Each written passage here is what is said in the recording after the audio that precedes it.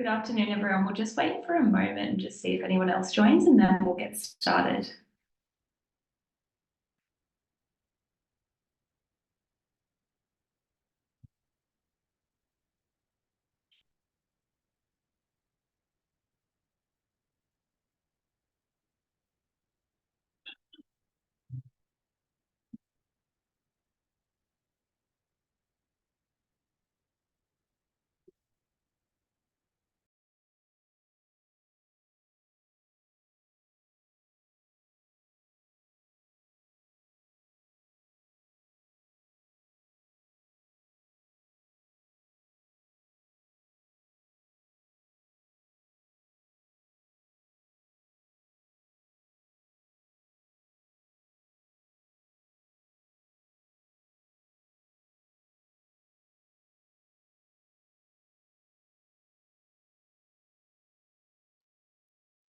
Alrighty, I will get started, and then if anyone else joins, they can join on in, and we're recording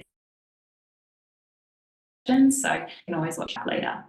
So welcome everyone. This is the third meetup session we've done. My name is Rachel, to introduce myself, and I run a mortgage broking and property finance company. We're based out of Sydney, but we help clients all around Australia. And we do these sessions once every 2 weeks on a range of different topics, all surrounding property and property finance. So today is going to be all about first home buyer grants and schemes. So I would love to hear from you all in the chat. There's a little chat function on Zoom. If you can just maybe pop in and let me know if you're looking to maybe be a first home buyer soon, if you've bought your first property, and kind of where you're at in your journey. It really helps me to help answer maybe some of the questions that might come up throughout the session. We will have time at the end for some specific questions as well. So you can either pop those in the chat now or throughout the session, or pop them in at the end when we do go to some kind of live Q&A time as well. But for now, feel free to go into the chat. Let us know where you're joining in from, and yeah, where you're at in your property journey as well. And I am going to share my screen and get onto some content that I've prepared, which kind of takes you through a range of different first home buyer schemes and grants, both government schemes and then also different lender schemes as well that aren't associated with the government for first home buyers in Australia. There are a few here that are probably a little bit more New South Wales focused, but often have very similar schemes throughout the country on the government side. And then in terms of the lenders, all of those are national schemes. So yeah, if you do have questions throughout, just feel free to post them in the chat if they're about a specific slide or specific scheme, and I'll come back to them at the end. Or if I do see them throughout, sometimes it's a bit difficult, but if I do see them, I'll try and get to them throughout too. All right, I've just got to present this one. Alrighty, I hope everyone can see my screen okay. Can someone just pop in the chat and let me know, can you see the screen there? Great, thank you, Alyssa. Alrighty. So to start off tonight, we've just got a quick disclaimer, and this is that this is general information only and is not financial advice. So when it comes to anything financial, but also according to these schemes, what is on the slides here is kind of general, very intro information, and I would really recommend you go and have a look at the government websites when it comes to any type of first home buyer scheme, or on the lender's website as well, to see the full terms and conditions or eligibility for these things. But there's some great resources out there. I will share afterwards. I'll send everyone an email and I'll share some links to some really great resources to get you started too. So this chart here just shows a little bit about home ownership in Australia and how it's changed over the years. We do know that the general trend is that people are owning their homes outright less. So that's that kind of dark blue line at the top there. You can see that's come down over time. I guess it kind of makes sense with rising house prices and the rising unaffordability of homes. That is the difference between house prices and what people are earning on average. It's harder to kind of fully own that property without a mortgage. So we have seen properties with a mortgage on the rise, and we've also seen renters on the rise. So I guess owning with a mortgage, and renting with a private landlord, that is, have really been on the rise as owning your home outright has come down. And when it comes to, I guess, the age of people owning their first home, this graph is quite interesting. This is from Housing Australia, and it actually compares almost different generations over time and what age they bought their first home. So on the very left of that chart, what you can see is that people born, if you look at the top blue line, that's people born between 1947 and 1951. At the age of 25 to 29, so in their mid-20s, over 50% of them actually had bought a home. So around that 55% mark had actually bought a home. Whereas today, if we look at the younger generation, that is people born between 1992 and 1996, they're in that age bracket now. So they're between 25 and 29 now, and only, under 40% of them have bought a property. So you can see that is definitely dropping, and it's not getting as high as well. Over time, obviously, it does come closer together, but still very much is lower the younger you are in terms of that percentage of total people that own a home. This one, probably not a surprise to anyone that lives, especially in our capital cities, but actually in the regional areas as well now. The time to save a deposit is getting higher over time. So it's an interesting calculation, this one. This is data by PropTrack, but they essentially calculate the average income household where you would need to save 20%. So if you save 20% of your income on an average kind of household income, if you save 20% of your income every year, how long would it take you to own a home? So it's not saving 100% of your income or, what times your total income, but it's actually if you've saved 20% of your income, how long would it take you, which is probably a more realistic kind of calculation for most people around how long it would take them to save for a deposit. And this is on a median priced home, so kind of that middle price of homes. So currently the median property price in Australia is $678,000. This is actually a few years old, so it's actually probably higher than that now. But if we think about all regionals and capitals, if we had $678,500 as being that median value, that would mean saving $135,700. What that means in timeframes is that nationally now it's around 5.7 years to save for that deposit. If you're in New South Wales, it goes even higher at 6.9% in a lot of the capital cities. And then this doesn't even look at Sydney, but Sydney's really, really high. It's looking up around that 10, 13 times that income in order to save for a deposit. So I guess, why am I setting it up this way? Deposits are really, really hard for people these days, and they've gotten harder over time. So that's why we're going to go into today, what is the government actually doing to help people get into that property market sooner? Because we know that younger people are not getting in as quickly as they once were. And this last graph, before we get into more of the schemes, is just looking at first home buyer loans in Australia over time. So you can see there's been some really interesting spikes over time. The first one there was just after the GFC. And the second one you can see is just after COVID, where we saw interest rates really going down. And when interest rates go down, obviously it's cheaper to afford repayments. And also banks are more often willing to lend you some more money. So those trends tend to lead to more home buyers getting into the market for the first time. They're seeing an opportunity essentially. But that has come down again since interest rates have gone up.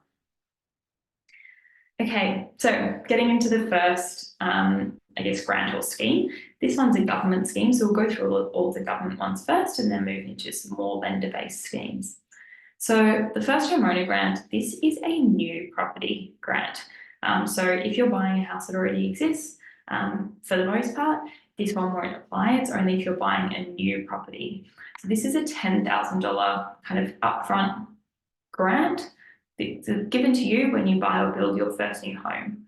So that can be a house, a townhouse, an apartment, or something similar, and it can be newly built, purchased off the plan, or something that's substantially renovated. And that substantially renovated term, you'd have to look more into exactly what that means, because there's some kind of criteria around what is substantially renovated versus what is just a normal renovation. There are property price caps on that one. So a newly built property, the max is $600,000, and then vacant land with a building contract, the total contract value has to be under $750,000. There's a couple of other requirements there. These requirements are quite common, kind of sorry, my words, they're quite common amongst a lot of the different schemes. There are slight differences in eligibility for each scheme, so it is important that you look for that individual scheme.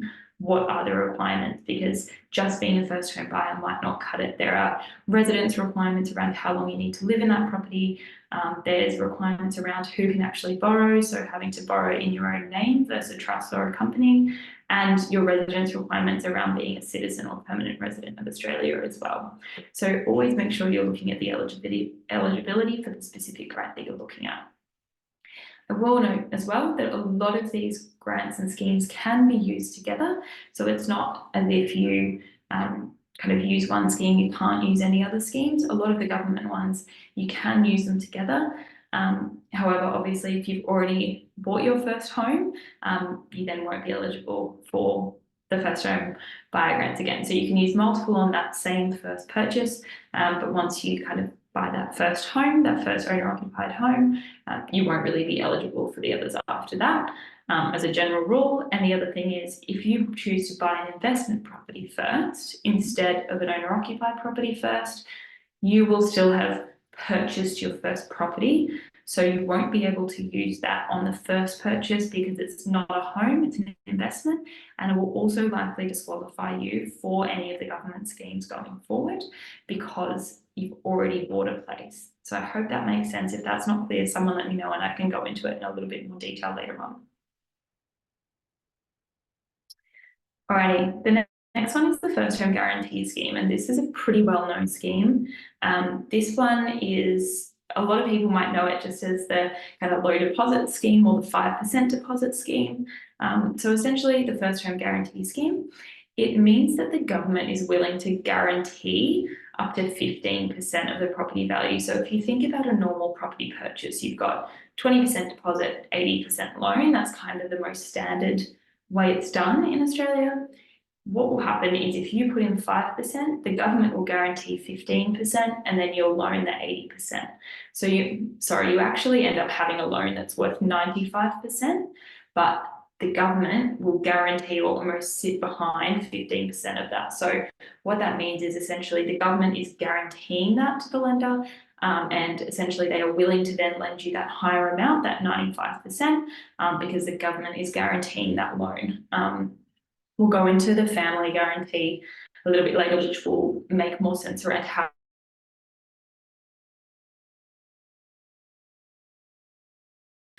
the opportunity to have a 5% deposit on a home and to borrow up to 95%. It doesn't always have to be 95%, 5%. It could be that you put down 10% and then you loan 90% as well, but it's up to 95% loan on the property.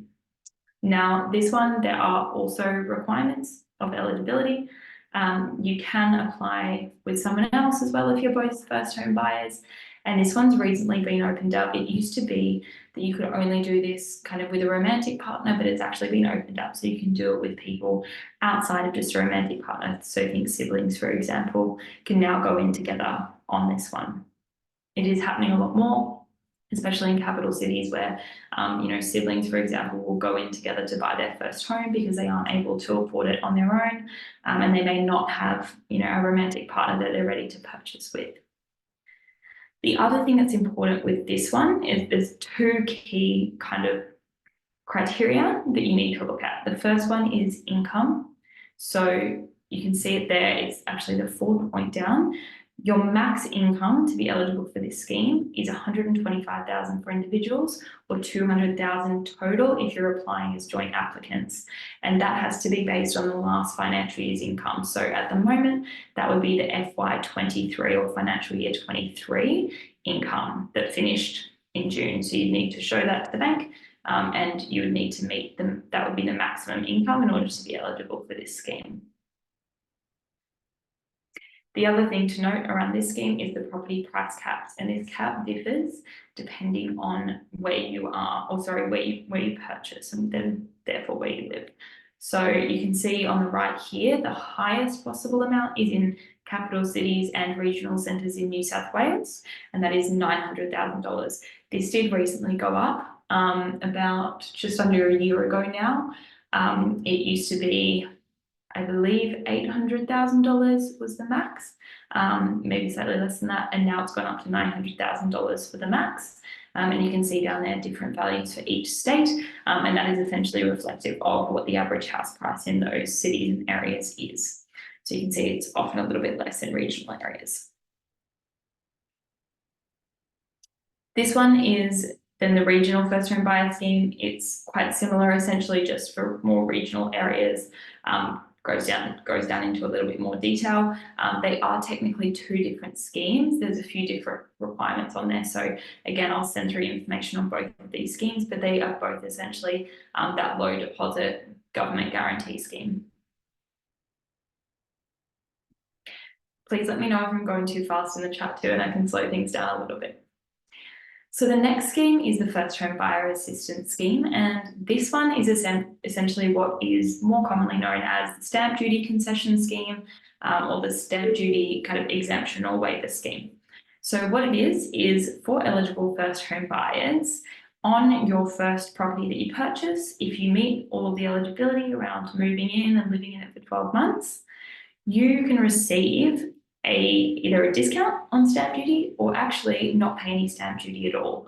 Now, stamp duty is also called transfer duty, so depending on the document, you might see different terms there, but they essentially are the same thing. Now, the key requirement here is actually the property value. Property value and the fact that it has to be an owner-occupied property that you move into within the first 12 months and actually live there for 12 months. So the property caps on this one is to pay no stamp duty. This one's a New South Wales scheme, by the way. So if you're not in New South Wales, you're not looking to buy in New South Wales, have a look on your state government website. This one is the New South Wales scheme, but different states have different versions of this scheme. So we'll again send some links on this for different states, but this one is the New South Wales scheme. Just thought I'd call that out. So for this one, in order to pay no stamp duty, the max property value is $800,000. Then from $800,000 to $1 million, so if the property you purchase is between the value of $800,000 and $1 million, you will pay kind of on a sliding scale reduced stamp duty. So if you think if you had $801,000 that you bought the property for, you would pay a really small amount of stamp duty, versus if you bought something for $950,000, you would get less of a discount because it's almost scaling up from paying no stamp duty to paying full stamp duty once you get that $1 million mark. I've got an example on the next slide that we'll go through. So this is using two examples, different purchase prices. So one on the left is $850,000 property price, versus on the right, you've got a $900,000 property price. So in the example on the left, you would pay $9,933 in stamp duty and you would save around $23,000. So that's essentially that $9,900 plus 23, that would be the full stamp duty amount, but you would only pay the $9,933 under this scheme. Versus on the right, you've got a higher property value, so getting closer to that $1 million mark, you would pay $19,867 and you would only save $15,367. So you can see there how that scale kind of goes the closer you get to $1 million, the less you save essentially on transfer duty. Alrighty, now I mentioned before that you can combine schemes, and so I thought I'd do a little bit of an example here. Again, this is just a really simple example. It's not for any individual, so you would need to contact someone like a mortgage broker like us and we can have a one-on-one conversation about your specific needs. But this is an overview just to show you an example of how the schemes can work together. So looking at a property value of $800,000, let's say we're buying in Sydney. If you use the first home guarantee scheme, that's the 5% deposit scheme, you would pay $40,000 in kind of upfront deposit on that $800,000 property. That's a 5% deposit. Then stamp duty, using this first home buyer assistance scheme that we just spoke about, you would actually pay nothing, $0, because that's the max property price for the stamp duty complete exemption. So you pay no stamp duty. And then other costs, that's things like solicitor fees, different inspection fees you might want to have, or different lender application fees as well. That's around the $2,500 mark is normally what we tell our clients to aim for. So that means the total upfront cost for this purchase would be $42,500. So, you know, I think this idea of, you know, you've got to earn, or you've got to have saved hundreds of $1,000s in order to purchase a property is not necessarily true if you can take advantage of some of these schemes. Now, the thing to mention here is that this obviously doesn't talk about borrowing capacity and repayments. So you would need to then look at how much is the bank willing to lend me based on my current income and expenses. And that's really important because obviously the lower deposit you put in, the higher your loan value is going to be. So your loan value here would be around the $760,000 mark. So you would need to make sure that the bank's willing to lend you that money based on your income and expenses, and that you can actually afford the repayments on that loan. And that's where, again, a broker can come in and really help you understand your situation and what is your maximum borrowing capacity, and therefore the maximum property price you can have without schemes, and then what the impact of schemes would be on that kind of upfront cost and overall situation. Alrighty, I think this one might be the last government scheme I go through tonight, but this one's called the First Home Super Saver Scheme, and I might just read this word for word because it is, you know, to do with kind of super and tax, and this is directly from the ATO website.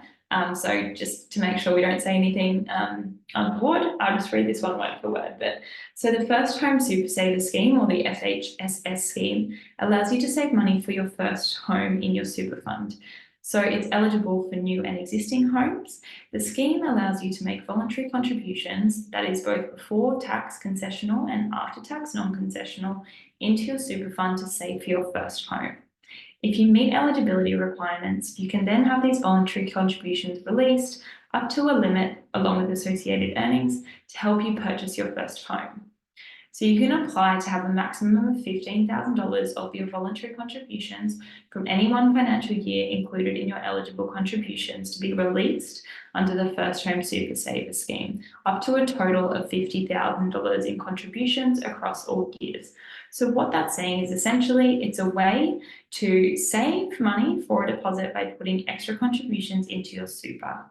And all I will say is there are certain kind of tax potential benefits out of this. So go to the ATO website, and if you look up the First Home Super Saver Scheme, you'll be able to see all of the details of that. We can't give any tax advice, so please just go to that ATO website or consult a financial advisor if you need more information on that one. But I will send the link around as well to the ATO website on that one specifically. Alrighty, so we've gone through a few government schemes. Now I thought I'd take us through some non-government schemes that are available through quite a few lenders. So the first one is the family guarantee. Now you might see guarantee similar to first home guarantee. It is in the sense that the definition, I guess, of a guarantor or a guarantee is someone guaranteeing a certain amount of the loan. So under a family security guarantee, a family member with sufficient equity in their home can use it as a security guarantee for your loan. So this means that essentially, and you can see it on the right in that kind of diagram there, if you are wanting to purchase a property worth $500,000, so you're the borrower, $500,000, you don't have any deposit, let's say. So you don't even have the 20% at all. So you want to borrow 100% of the loan. This is possible. Some lenders do this. So you want to borrow 100%, that 20% deposit amount that's normally needed, that still has to be not given in cash, but it has to be secured against something. So there has to be something backing that 20% up. And in the case of a family guarantee, that amount essentially sits against or is guaranteed by equity in a family member's home. So on the right, that is a parent's property, an example of a parent's property. Let's say the property value is $1 million and they have essentially 50% equity in that property. Yeah, so you need, well, let's say actually in this example, let's say they've got 40% equity, that's what it's saying. So $1 million value, they've got $400,000 in equity sitting there. you need 20% guaranteed. So you need $100,000 of guarantee there, right? They've got $400,000 in equity. So what they can do is they can actually say to the lender, I'm happy to guarantee that $100,000 using the equity in my home. Now, why can't they use the $400,000? They have to leave at least 20% equity in their property in order to secure their own loan, right? So essentially, back to the point of the banks will not take the full amount of risk on a property. They require some deposit in order to secure that loan so that if anything goes wrong, they're able to kind of sell that property, I guess, and get their money back. So I hope that makes some sense. If you are interested in knowing more about this specific scheme, feel free to contact me afterwards. My email, I'll put it in the chat as well. We can chat more about it in detail and talk about your situation. But it is essentially a way to, again, borrow more. And what we often see is this is one that people who maybe have parents that are really willing to help them out, parents that might have cash to give but may have significant equity in a home, or people sometimes that aren't eligible for the government schemes as well because maybe they earn too much money, or maybe they're wanting to buy an investment property instead of an owner-occupied property as their first property. So there are a range of different reasons, or they're wanting to buy a property that's over the price cap. So there are a range of different reasons why someone might use this versus the government first home guarantee scheme. Alrighty, the LMI occupation waiver. Now, LMI, for those that don't know, is called lender's mortgage insurance. And what that is essentially when you do have a less than 20% deposit, some lenders will actually lend you more than that. So they'll say, okay, you can borrow 90% of the property value, but we are going to charge you something called lender's mortgage insurance. And what that means is it's insurance that protects the lender in the case that you're unable to make your repayments, essentially. So it's an amount that can either be paid upfront or it can be capitalized into the loan, which essentially means it's added to your loan balance. I've got an example around how much that might be in different scenarios in a moment, but there are certain occupations and certain lenders where they will say, if you work in one of these jobs, we'll let you borrow up to 90% of the property value and you won't have to pay that lender's mortgage insurance on top. So there's a list of occupations on the left. Not all lenders that offer this policy offer it for all of these occupations, but all of these occupations, there is, I guess, at least one lender who offers this policy for that occupation. So you can see there, essentially it covers a lot of medical and health professionals, as well as lawyers, accountants, and some sports people and entertainers as well. So if you do work in one of these occupations and you're interested, again, send me an email. It's rachel@unbroke.com.au and we can discuss it in more detail. And I guess how much would you be saving, or how much if you don't qualify for that policy, but you want to borrow 90%, how much would you have to pay in lender's mortgage insurance? There's an explanation which I pretty much already went through on the left there, but essentially, depending on the property value and depending on how much you're borrowing, percentage that you're borrowing, it can really range. So if we look at the first home buyer section on the top, again, this is an estimate. There's a few different providers that would be different, but this one's from saving.com.au. If you had a property value of, you can see there, $800,000 at the bottom, and you went to the middle and you were doing a 90% loan, so that's you were putting down a 10% deposit, the total LMI cost would be $14,400. So you could either pay that up front or add that to the loan balance, essentially, which is called capitalizing it into the loan. So you can see there, which is quite interesting, it really scales up if you are going to that 95% loan to value ratio. So the most common thing we see is people using or kind of are willing to pay LMI if they're wanting to borrow 85 or 90% of the loan value. But for a lot of people, up at that 95% loan amount, it really, starts to get quite expensive, especially as the property value goes up. So it is just something to consider. So I guess, why would you pay this? You would pay it if you're not really eligible for any other schemes or policies. You don't have family members that are able to guarantee you, and you do want to get into the market, but you don't have that deposit, LMI is an option. And it is something that doesn't necessarily have to be paid up front. So if you really want to get in earlier, you think it's going to take you a really long time to save for a deposit, but you're willing to put it kind of on the loan and have higher repayments over time, this may be an option for you. But again, you would have to consider your full circumstances. So that pretty much comes to the end of the presentation. I hope that's been helpful. I wanted to keep this one a little bit shorter and just see if there was any questions that have come out of that. If not, the recording will be available and you can always email me. Just wanted to give a little quick intro here as to what a mortgage broker does if you haven't worked with one or haven't spoken to one before. So I'm a mortgage broker, that's what our business does. And essentially a mortgage broker is a go-between who deals with banks or other lenders to arrange a home loan. So we must act in your best interest when suggesting a loan for you. And it is a very common way, I guess, to get a loan in Australia. Over 70% of all loans in Australia go through a broker. And it doesn't cost you as the applicant any money to use a broker.